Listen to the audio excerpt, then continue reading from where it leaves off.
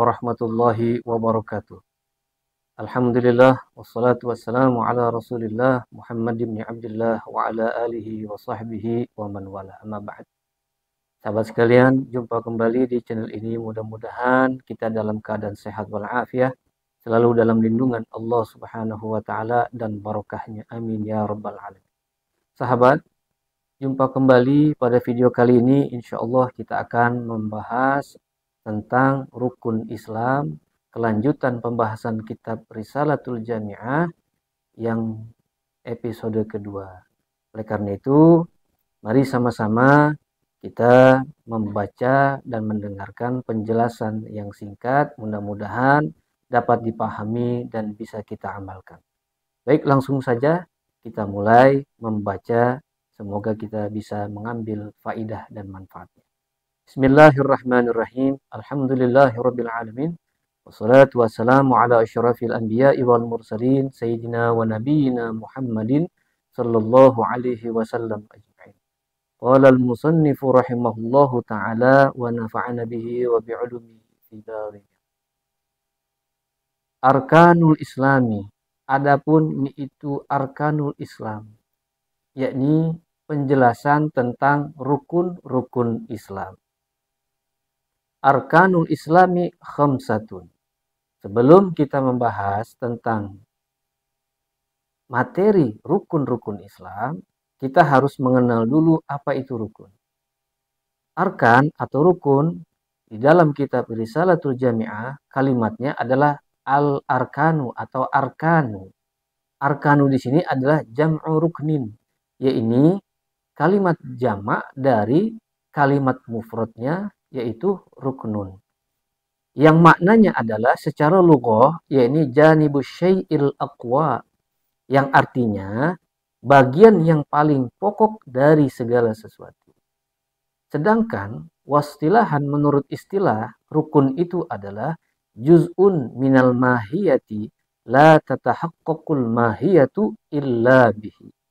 Yakni definisi rukun secara istilah adalah bagian dari sesuatu yang tanpanya maka tidak akan terwujud.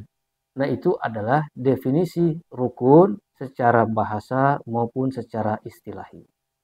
Kemudian kita akan masuk ke dalam materi arkanul islami khamsatun. Adapun rukun-rukun Islam itu khamsatun, ada 5. Jadi di dalam rukun Islam itu jumlahnya ada 5. Yang pertama adalah syahadatu alla ilaha illallah. Rukun Islam yang pertama adalah bersyahadat sesungguhnya tiada Tuhan illallah kecuali Allah.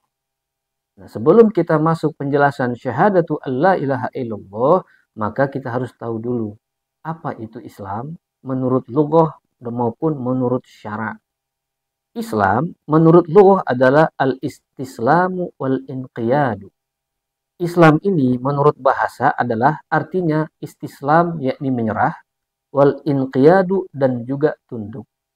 Sedangkan menurut fiqih atau syara', Islam adalah al-inqiyadu lil ahkami syar'iyyatil amaliyati, yakni tunduk kepada hukum-hukum syariat dalam pelaksanaannya. Ini adalah definisi Islam menurut bahasa maupun menurut syara'. Kemudian syahadatu alla ilaha illallah. Syahadah yakni bersaksi tiada Tuhan kecuali Allah. Makna syahadat di sini diartikannya adalah at-tayaqqun wal i'tiqad, yaitu keyakinan dan juga kepercayaan.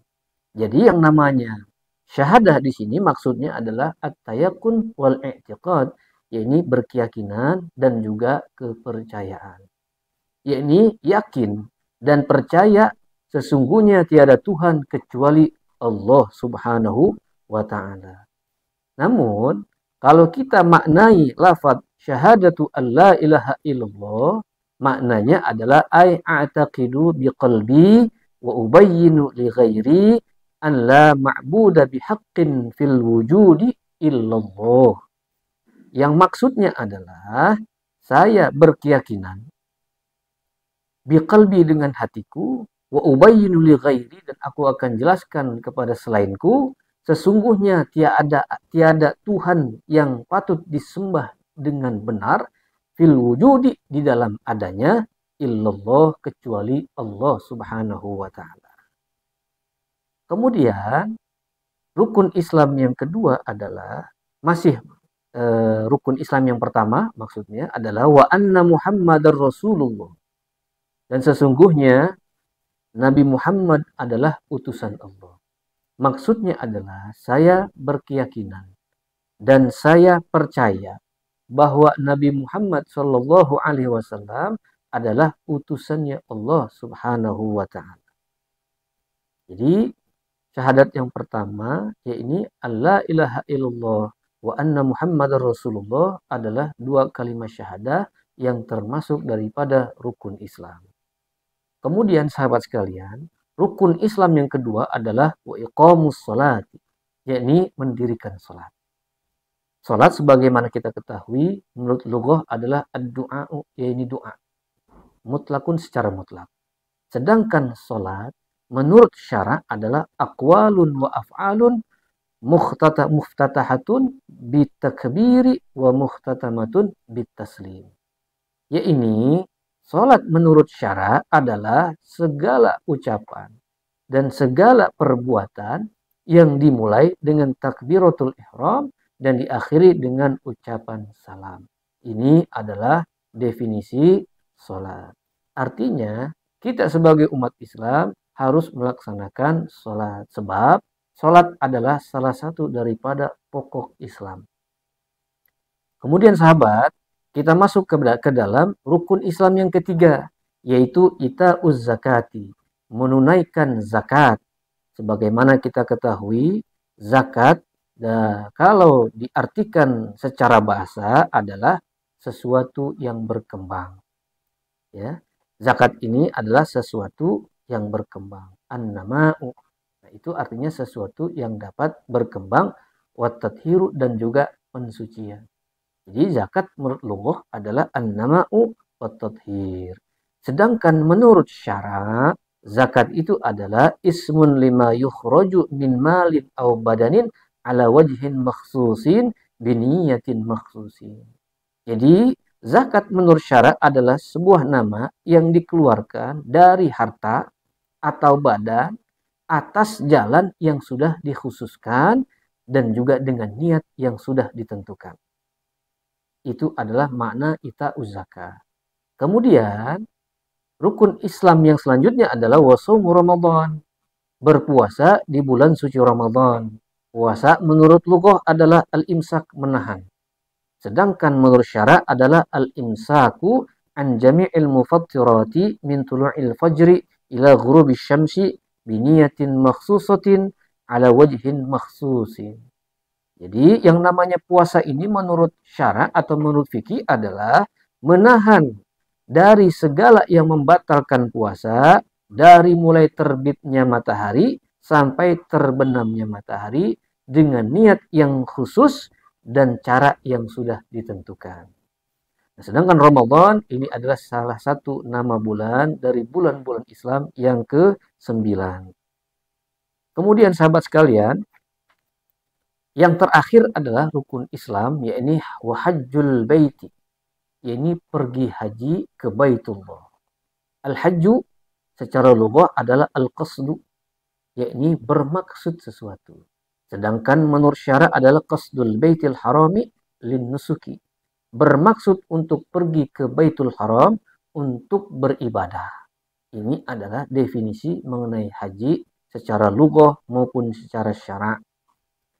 Nah, kalau arti al-bait yakni huwal ka'batul musyarrafah.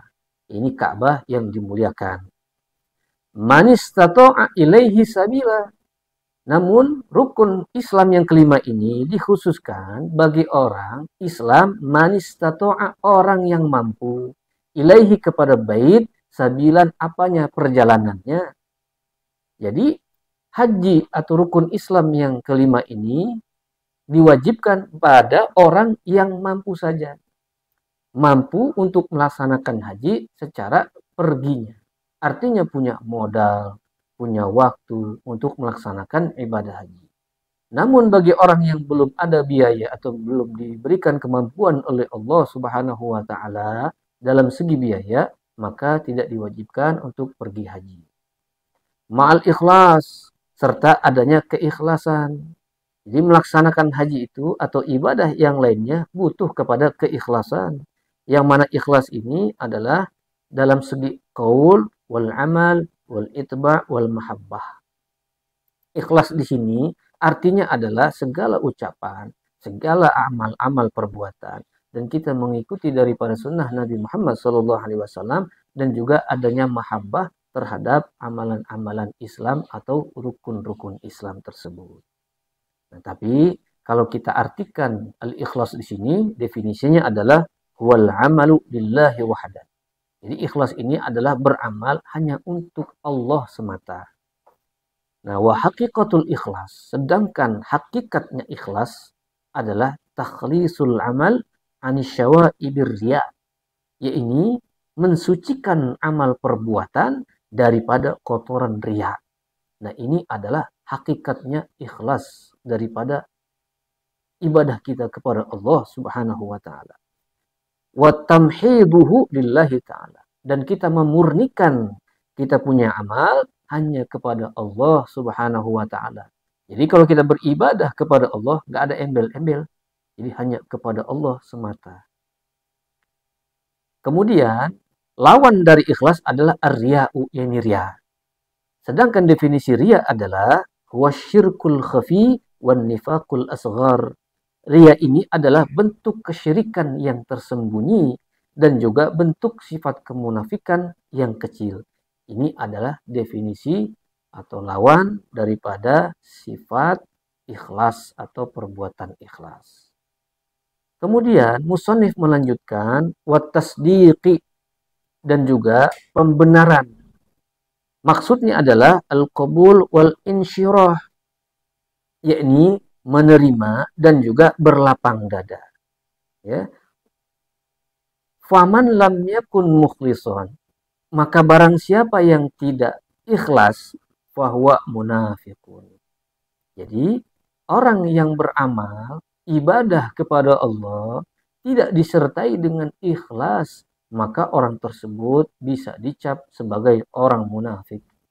Sedangkan orang munafik yaitu huwallazi yuzhirul islama wa yukhfil kufra, yaitu orang yang menampakkan Islam secara zahir namun menyembunyikan sifat kufur di dalam hatinya. Ini adalah sifat orang munafik.